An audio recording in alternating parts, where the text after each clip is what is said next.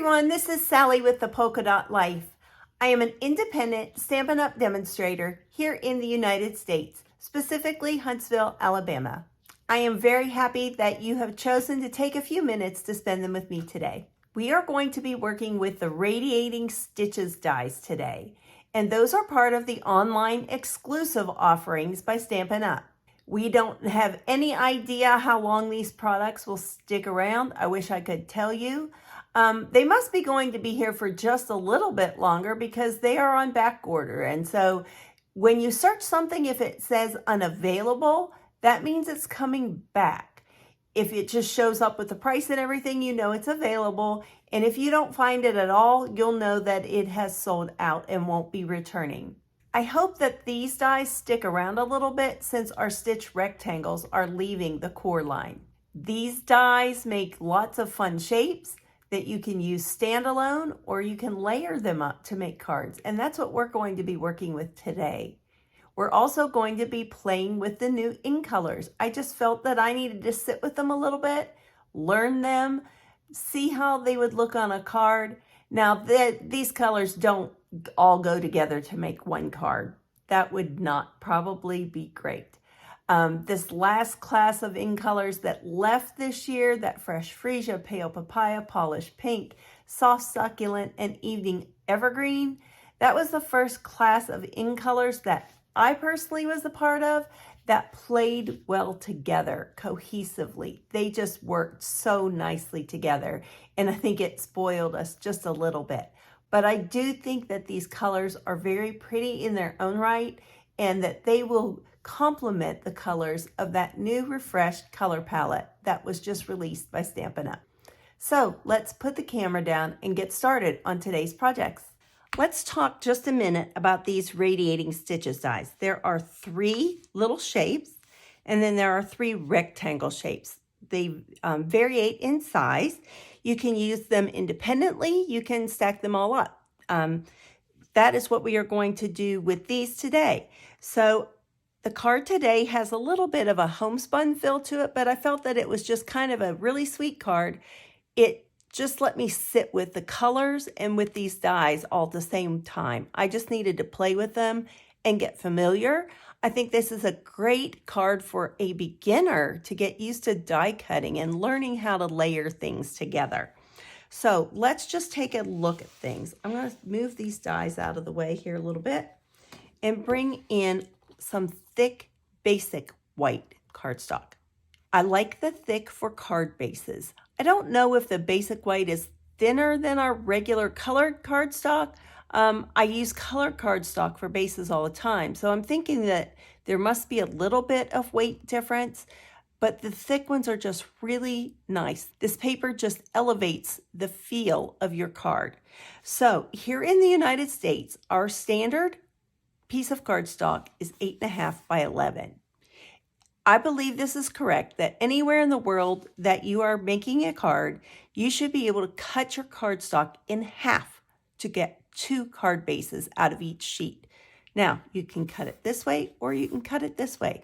We make cards both of those orientations. So today, I don't normally make my cards this way, but every once in a while, I kind of like to do it. Here is this 5.5 mark. I am just going to put this 11-inch side at the top, and I'm going to take the light blade on our trimmer, and that is our scoring blade. And I am just going to run it down and back up, and sometimes you have to do it a couple times on the thick if you really like a nice indentation. But you can see that this left a nice score mark right here in the middle. I do that at the beginning when I make a card base, just because then I can just only score once and cut once. So now I'm going to be putting the 8.5 side at the top, and I'm going to go 4.25 because that's half. And then I am just going to cut this card base in 2. So we will fold it on this indented line. Now I already took a piece of the boho blue cardstock, and I did not score it because I'm not using it as a card base, but as you can see, it's the exact same measurement. I've just found that if you're going to use the larger rectangles on the set, this is just the size that works the best. So let me move my trimmer out of the way. Okay, I've brought in my Stampin' Cut and Emboss machine, and I am just following the directions that are printed right here for die cutting of what plates that I will need. Now, you could do these rectangles and save a little paper and do them right inside of each other, but I just wasn't, when I started making them, I wasn't sure exactly how I was going to be using them, so I chose not to do that. Plus, the way I'm layering, I just kind of wanted an even surface all throughout to do that. But there is an opportunity to save paper with these going forward if you wanted to. Next, we're going to put this layer.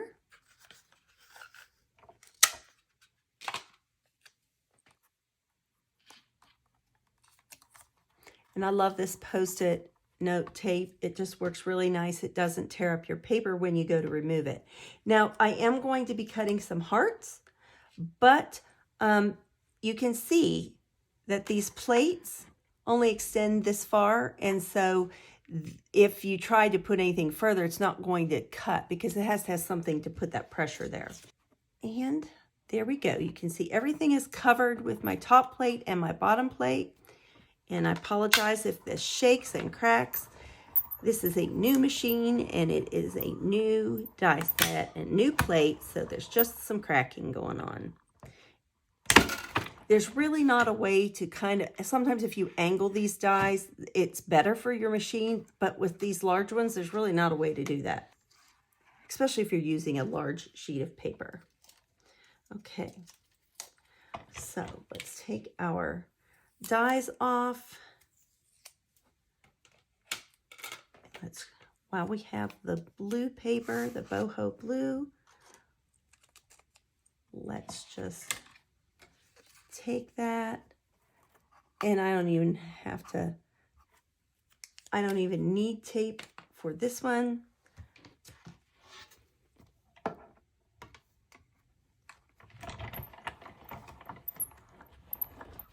Sometimes your machine's a little bit happier if you hold those plates down until it gets started.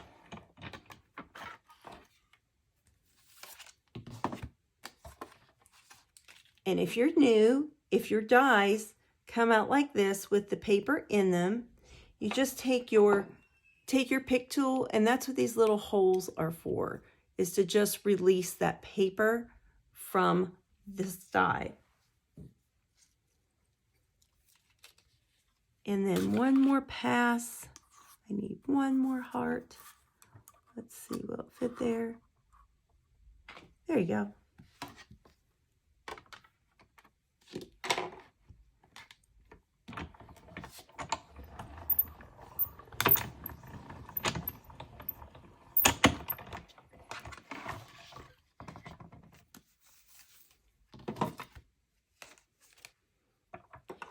And again, we'll just poke through these holes and release our little heart. And finally, then I just have this smaller piece of the regular basic white. If you had the thick out and that's what you wanted to use, it's fine. I just don't need to, so I kind of saved that for my card bases. And this isn't any particular measurement. You just need to have the piece of paper big enough for your image or your die. So we have this white one. Because they layer, we don't want them all to be the same color. That would not be very interesting. Ooh, that one hopped a little bit. But here we go, is our other piece of paper. So let's just bring in all of our different pieces and have them out here.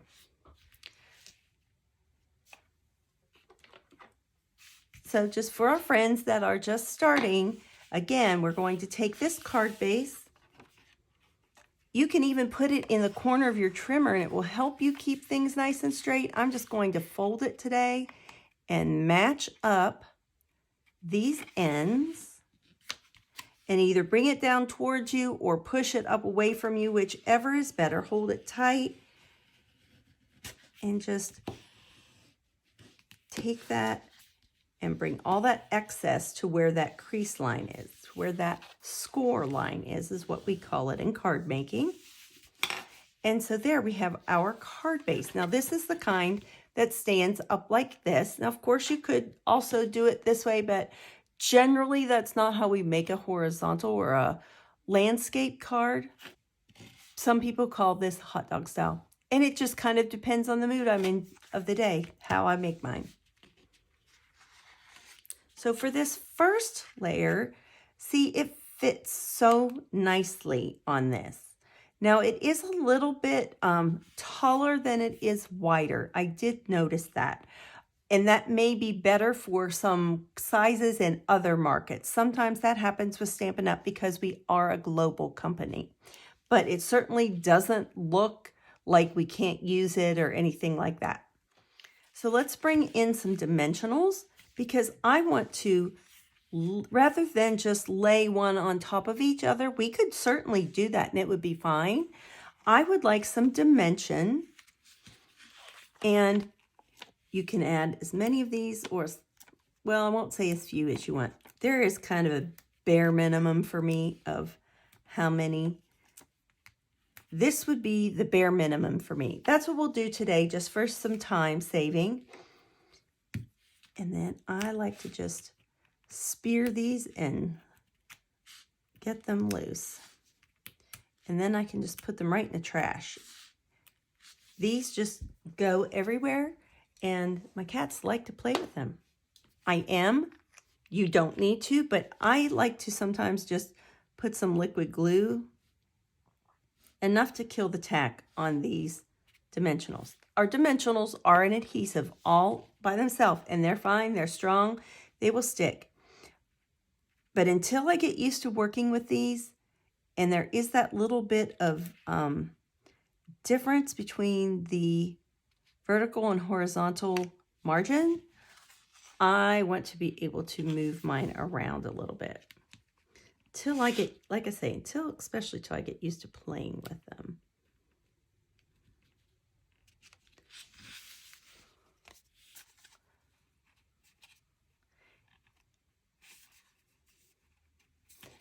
And yes, I have a little bit more space at the top than the bottom, but I kind of like that. I just feel with the card cut this way, that's just the way I personally like it.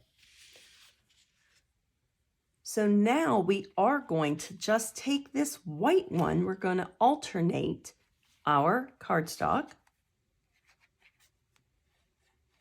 And you want to kind of stay back out of this stitching. Just so that that glue, if you get a little heavy-handed with the multi-purpose glue, that it doesn't come out through your stitches, because it does cut that the whole way through.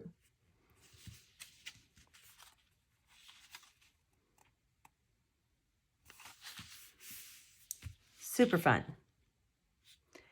Then we're just going to continue. And we are going to take this blue piece, this boho blue. We're going to do the same thing. We're going to keep the next layer will be popped up again with dimensionals. And if you're going to hand deliver a card, you can put as many dimensionals on a card as you would like. But if it's going to go through the post office here in the United States, or probably anywhere, you're just not going to want to keep layering those dimensionals. It will make it get expensive. So that is the basic part of our card, and I like it. If we're going to bring these two hearts in, this comes together so quickly. If you have multiples to make, this is really a fast and easy way to do that. I just put one dimensional, and I kind of put the point down towards the point so it doesn't show through or anything through to our cardstock, or, you know, that upper layer. Well, that's going to make a mess. Got to keep a hold of it. And I'm not going to push down. I kind of have an idea where I want these to go because I made some samples. But peel this backing off too. If you're just going to lay it out, then I would just gently lay it down till you get it where you want it to be. And there's no perfect or right spacing for these at all.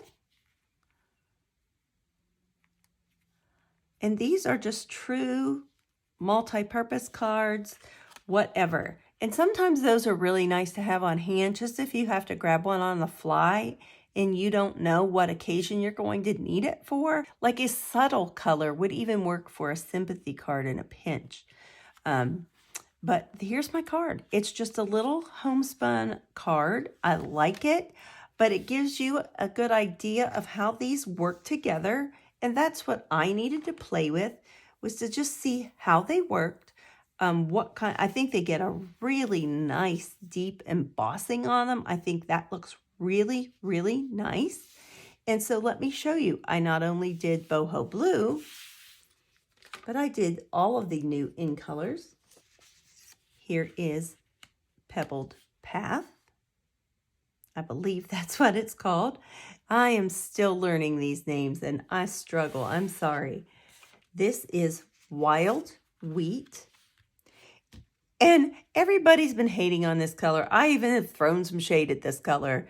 But when you do it, like with this monochromatic look, with a little white in there to break it up and brighten it up, it's a pretty color. I think for fall, this is going to be very nice. This one is Copper Clay. I like that color too. To me, it's kind of a dark terracotta. I don't know. Sometimes it has a little pinkish hue. Sometimes it has a brownish hue to me. Sometimes it has a little orangey hue to me. It just really depends on what it's next to. And this is our Moody Mauve. And that is a really pretty color too. If you put these two together, it just takes you right back to the 80s. Although this is a much prettier blue than the dusty blue we used to have in the 80s. But I like these. I think they're all really fun. Let's just do all of them here. There, you have all of our in colors out in one place, and there isn't even any stamping on this card. You could cut a bunch of these in advance if you wanted to take them on the road or to, you know, your child's practice and if you can do it in the car. Some people can. I'm not one of those people, but I think you could wait in car line. You could do all those things while, you know, you could put these together and do that while they're at their events or while you're waiting for them. But I just thought this was a fun card for, like I say, all different occasions. I did not put a sentiment on it. You absolutely could add one. There is nothing wrong with adding your own or a ribbon or some bling. I just kind of wanted an all paper front for mine this time and just a blank inside. But you could certainly add a sentiment on the outside. You could add a sentiment on the inside. You make your cards your own, but I just wanted to show you. I haven't seen a lot of people using this die set, and I think it's really a nice set. So I hope that that inspires you to give them a try. As always, remember to be kind, send a card, and do something creative. Bye-bye.